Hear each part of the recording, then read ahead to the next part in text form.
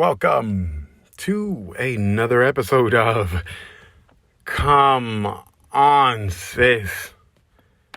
This episode will be brought to you by You want him to see through you.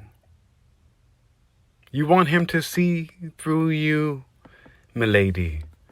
You want him to remove the visage, the veil, the curtains. You want him to pretty much give you Disney. That's what you want. And that's admirable. That's inspirational. That's magical. Yes, it's all these things except for the fact that you want him to see through you and the veil that you choose to hide behind when it comes to society at large. Unfortunately, there's a very, very large implication behind him seeing through you. You don't want him to see through the strength of your character. You don't want him to see through the part of you that you actually don't like because you like it. You don't want him to see through everything that's keeping you from the best in the world. That is not what you want. You want half Disney, half Halloween, if I might put it in words like that. That's what you want. This message is specifically going out to, I'm going to say quote unquote, good woman. I don't like to throw labels around, but in order to allocate my audience, I'm going to say quote unquote, good woman. The ones who acknowledge the pain that their own girlfriends are putting them through.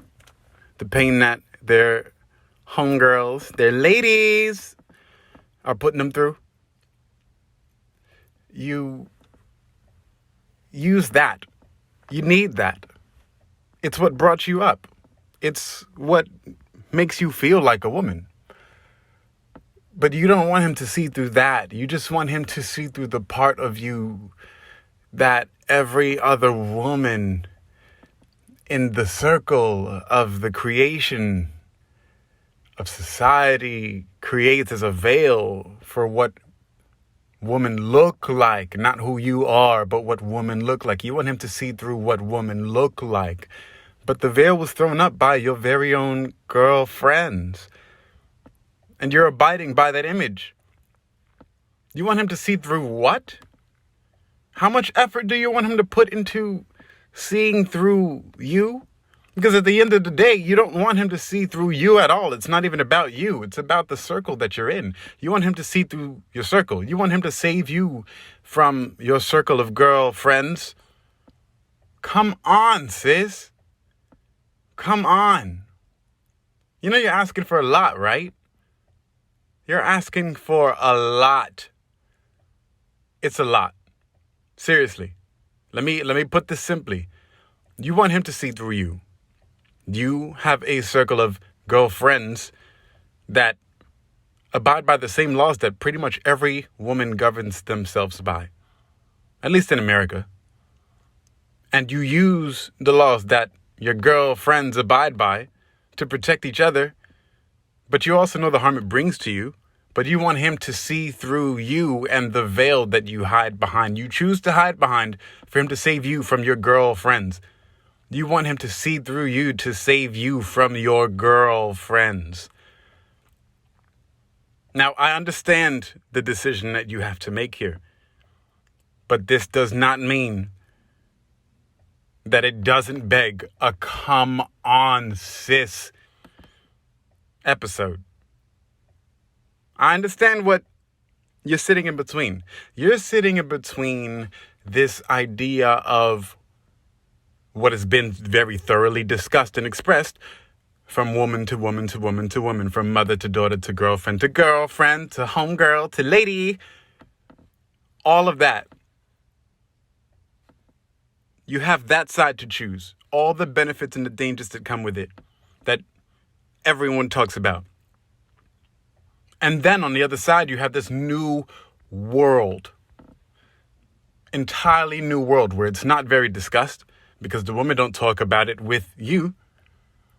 They don't tell you what men are like. They tell you what they've experienced men are like because of what they did. You guys share your experiences of men with each other. And you develop new tactics to engage with men. Not to learn them, not to learn their world, not to know what they are. So when you get out there in this new, big, bad world, you look at men through the lens of every other woman. So you have the option of staying safe in your girlfriend circle, or choosing a single man to somehow see through your entire village society of girlfriends so that you don't have to deal with either the benefits or the dangers of being in that circle. And you're weighing a man against an entire, a universal support system based on what's going on downstairs. Come on, sis. A man isn't built for that. He doesn't exist for that.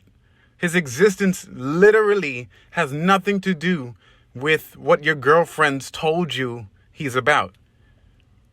But because of the support system that you give, that you get from your girlfriends, it's okay. And that's what you want him to see through?